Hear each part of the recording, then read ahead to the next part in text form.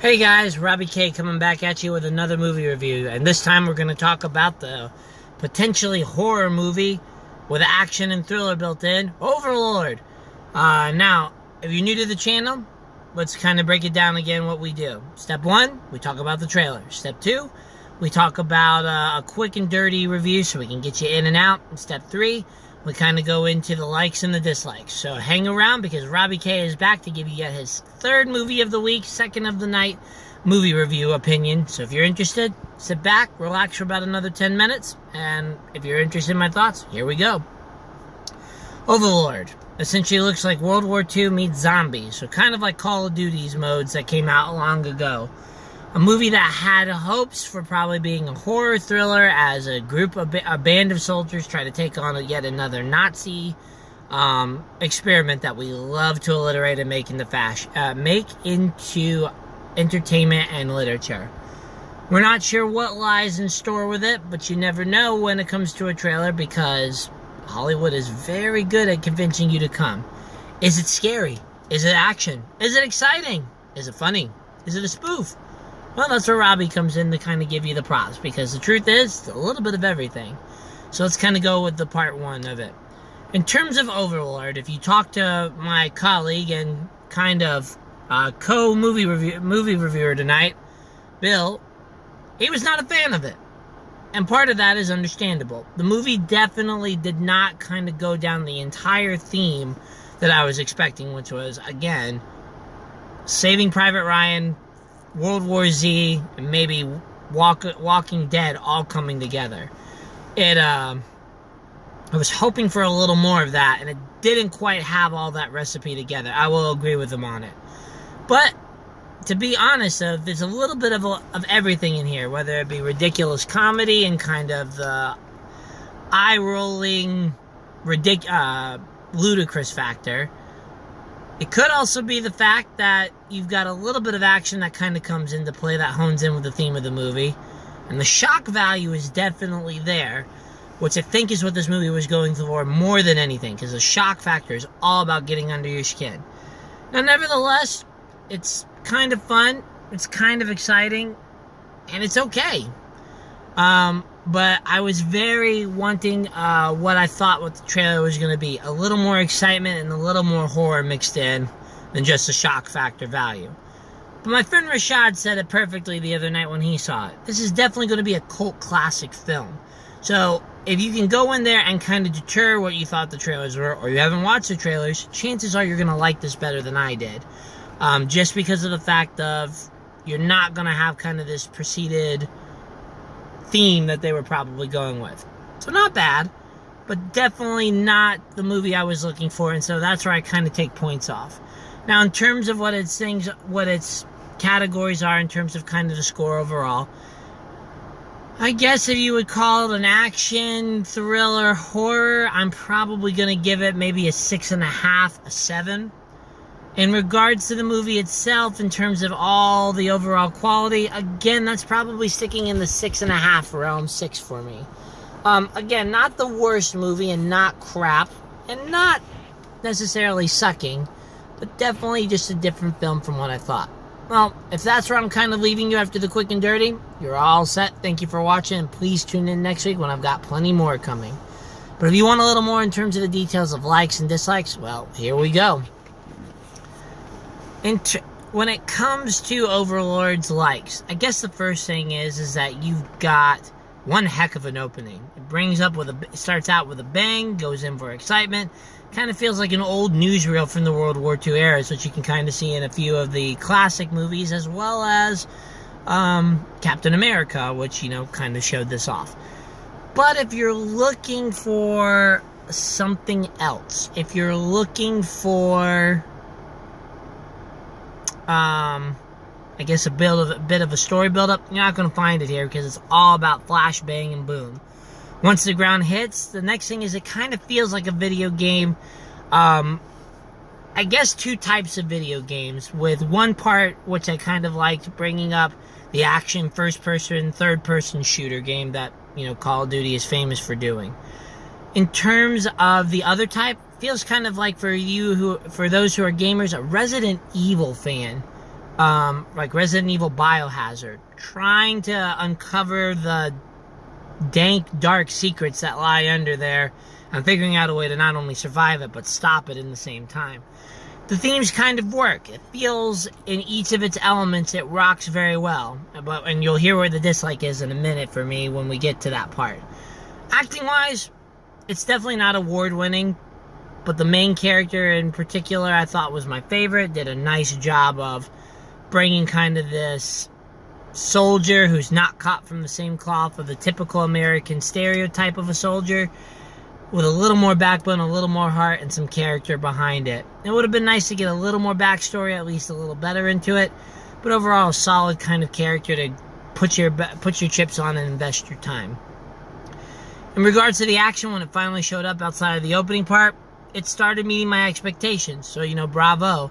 Feeling again like Saving Private Ryan, only with zombies. It had grit, it had that feel behind it, so I gotta say that if you're looking for the shock value like the trailer shows, it gave it to you. Overlord's got some very intense moments that may definitely not be good for squeamish, easily grossed out, or ones that can become quite perturbed, and definitely not for the young ones in this one, so maybe hold out for that. But regardless of what that is, the shock factor is there. You're going to be cringing, you're going to be maybe getting a little uncomfortable, and as things continue to evolve and in many cases mutate, well, this is where the Thing's dynamics come in, as in the movie The Thing, where now we're starting to get that anatomical distortions that will definitely give you nightmares if you're not careful. Which brings me to kind of my favorite aspect of it, the special effects. The movie really does a nice job of it blending CGI and prosthetics and makeup to craft some very, very disturbing characters across the board. You're definitely going to find some things, as I said, that are truly shock factor worthy and don't look quite as cheesy as some of the 80s shock factors movies we saw, like Nuke 'Em High or Rocky Horror Picture Show. Now, nothing wrong with those. Of course, they were great for their time, but this one definitely gets a lot more of the realism and may hold a little better through the decades than what we got back in the day. So with that CGI animation coming in, that's probably the best part. And I have to agree with Mary in the brief time that she got to see it, that there's definitely a little there should be a big nod towards the art of turning these injuries and sicknesses into some nice makeup that would make face-off people very happy. So, that kind of brings us to where the ending component is of it, and that's where my likes are. Sorry, what I'm saying is that's the end of my likes. Let's get to the dislikes now. Well, first off, the story is okay. Nothing you haven't seen before, and nothing too disturbing or deep. In fact, many of these things are very ambiguous, just given examples, which you already know what they're saying. But I feel that there could have been a lot more detail and explanation to the component and integrating a few more of the masterminds into the film. Outside of that, it's one that's trying to find its stride, and it's like 3 or 4 subplots all mixed to make one big plot. It works in terms of keeping engagement and trying to integrate all the characters, but the problem is that it just doesn't quite have the cohesiveness. Which I think brings me to the second part of where the video game component. As I said, each element is strongly built into it, but for me, it didn't quite flow as well into allowing the two genres to intertwine and intermingle to make it a little exciting. Which I guess brings me to a next dislike. Outside of the shock factor and kind of the ambiance of that, it's not that exciting. And Bill kind of said this perfectly. The movie had a little bit of a lull to it, trying to find its stride and trying to figure out how they wanted to put these disturbing complexes. But some of the piecemealing that they did to get the story moving kind of skirted over some stuff that I think they needed to dive into. In regards to like I said, the main villain, he's there, but I've seen better villains outside of maybe some prosthetics that work. My biggest thing that I wish would have happened is I wanted more action and more of what the trailer promised again. looking for a lot more of kind of a Walking Dead in its early seasons, where characters are doing everything they can to get through this horrifying, complex, and possessed town, and going up against these hunter-predator 1,000-year soldiers that are lying in wait, which is fair game in the trailer. Nevertheless, it just didn't have it. It had elements that kind of felt that way, but they were definitely going for more of a shock factor than an actual action horror.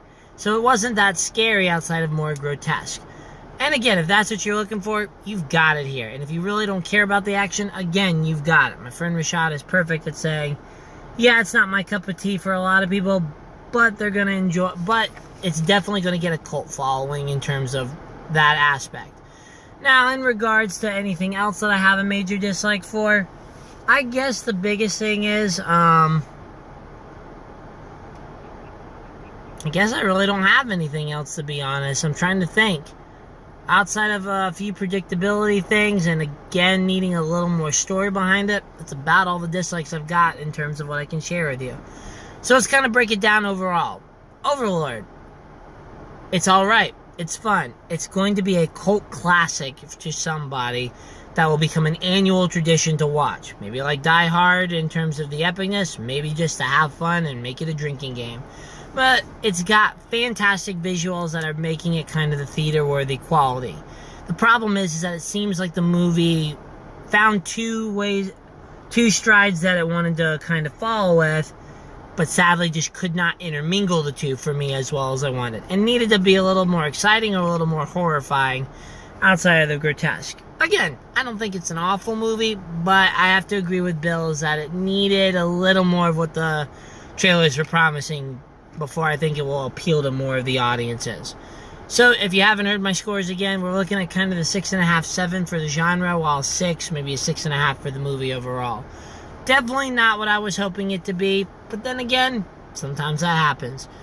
Regardless, should you go see it in the theater, special effects wise, you're probably going to get a nod from me. But there are going to be a lot of other bigger movies coming out in the next 2 weeks that are probably going to be worth more of your effort. So stick around for next week, because I'll be happy to share what I can on these movies and I'll let you know. My friends, have a wonderful time, and until then, I will see you around. This is Robbie K signing out. Thanks.